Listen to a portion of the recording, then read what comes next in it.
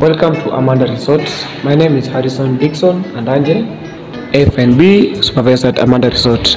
At Amanda Resort, we offer services like accommodation, food and beverage, and conference package halls. We also have transport. We can transport our customer, and we can also pick our customer from the airport or from the within town CBD to the hotels. Amanda Resort is located at Offside Road, Mumias, during the Joyland Market, the way to Rosterman.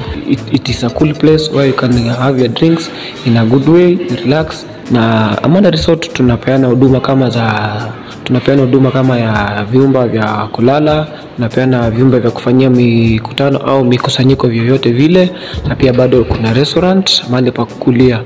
Karibishwa Amanda Resort.